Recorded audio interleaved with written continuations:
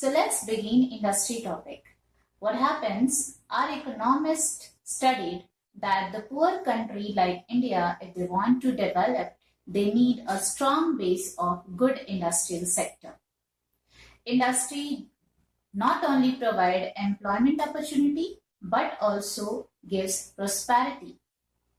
If you remember, at the time of independence, we have seen that there was lack of variety of industries in India, mainly in the field of cotton textile and jute. A well-managed and very good kind of industry in iron and steel, only two we had, one in Jamshedpur and second in Kolkata. So overall, it was finalized that there should be a good base of industrial sector, and these industrial sector could have been managed and controlled by government so that we can bring prosperity. It was the big question in front of the policy makers that what government should do. Either government should roll on market force, free play of market force, demand and supply, or either it should be given completely to the private sector. So there was very much important role of government, or we can say the public sector, because of these three factors. These three factors states that why government, means here we are talking about the state or we are talking about the central government, why government need to be very much confirmed or very much alert regarding the industrial development. Industrial development is very important for the government because lack of capital to undertake investment. We all know in India, we were having lack of capital. At the time of independence, we have already seen that many industries were not ready to invest money to set up the industry in the country because of the lack of capital. So for the opening of new venture, government was not ready to open any new industries. Second, the lack of incentive for the private sector. Private sector, though they had a lot of capital, even if they were not ready to participate, not ready to contribute for the industrialization in the country. Reason? Because of the small size of market. There was limited size of market in the country. Most part of the area, most part of the production was very low. So it was not much profitable. So private sector was not eager to participate in the industrial development. If we are going to see with the socialist point of view, in social justice, government was prone to do the social benefit, and they were confined to do the social benefit either by the giving total control to the private sector or the public sector. Because of that, in the second 5-year plan, there was an emphasis to do the industrialization in the country so that unemployment, poverty problems, these all problems should be eradicated. So on the socialist point of view, on the socialist line, the role of the government, role of the public sector was very much important. So overall conclusion, if we see, we are finding that the public sector, or we can say the government, had a huge role to bring the industrialization in the nation. We cannot leave entire control to the market forces or to the private sector. How industrialization came in India and how we plan, let's understand. To bring industrialization in India, the several resolutions passed. Industrial Policy Resolution 1948, first time it came and it passed, executed in India. But there was several amendment in IPR. In the second 5-year plan, we have taken the amendment of IPR 1956, which was having major role to bring the industrial development in the country. IPR 1956 means Industrial Policy Resolution 1956 has a special features. Let's understand those features. The first feature is threefold distribution of industries. Government has categorized the industry should be in three categories. There was threefold categorization of industries. In the first category, the industries were totally and specifically were owned by public sector only. These were 17 industries. Their total command, control, policy, rules and everything was managed and controlled by government, like arms and ammunitions, railway, oil, atomic energy, etc.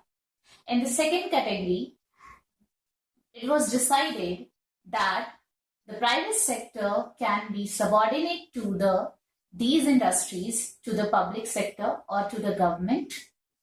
So we can say this was distribution between public and private both, but most of the share or most of the control was done by public sector only. This comprised 12 industries like fertilizers, tools, machineries, etc. In the third category, rest of all industries which comes, that was given totally to the private sector, but in the supervision of public sector. But the control and management purely will be done by private sector. So this was the threefold distribution of industries. Second, industrial license. As I told, that the private sector has been given third category to open any kind of industry, but in the supervision of state government or in the supervision of state. This supervision was done by giving them license. Earlier, for opening up or setting up any of industry, they had to acquire license. Even the license was given to open any venture or any unit of existed industries also. Means for opening of each and every unit, whether it's new one or whether it's existing one, they all have to attain license. If we talk about industrial concession, this was given to develop those backward region or those area where it was badly needed to develop.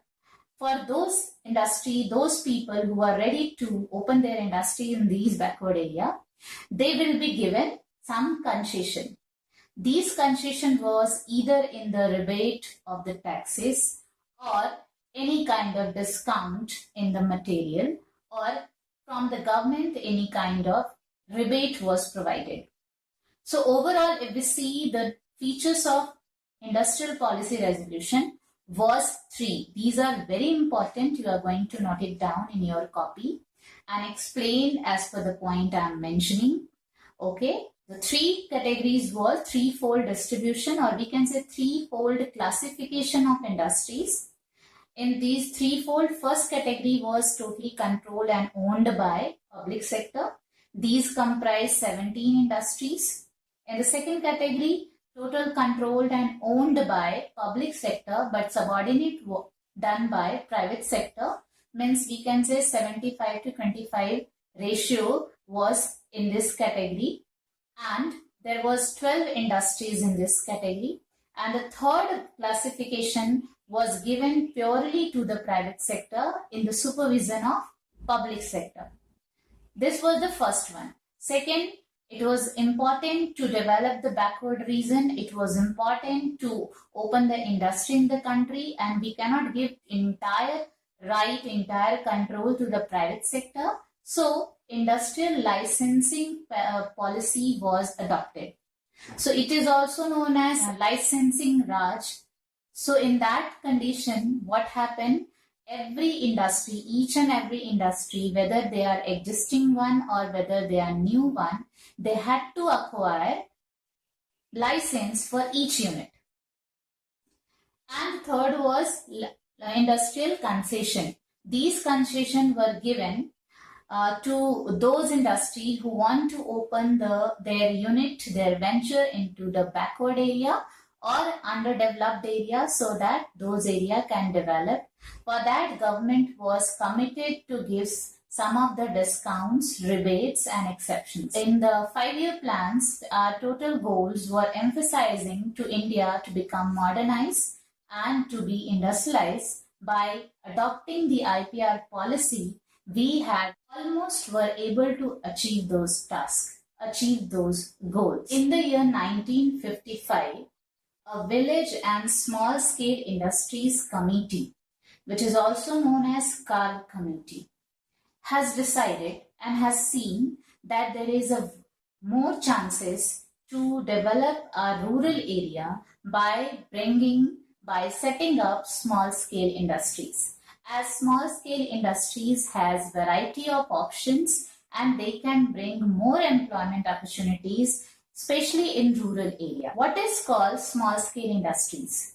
Small scale industries refers to the maximum investment which is allowed in the asset of a unit. This maximum investment has changed over the period of time. At that time, there was the maximum number of investment was rupees 5 lakh. Later on, the size of investment has increased from 5 lakh to 1 crore. Now it is 1 crore to 5 crore in those 69 specific items which comes under SSI, small scale industries. So overall, let's see the characteristic of small scale industries, why it is so much important, and how it build the employment opportunities in the nation. If we see, there are 3 basic characteristic of small scale industries. It is employment oriented industries. As you all know, small scale industries use large number of laborers, but large scale industry use large number of machines. So we have a lot of scope to provide employment opportunity through the opening up or setting up of small scale industry. Small scale industry uses more of labor than the capital, but the large scale industry require more capital, more machinery than the labor.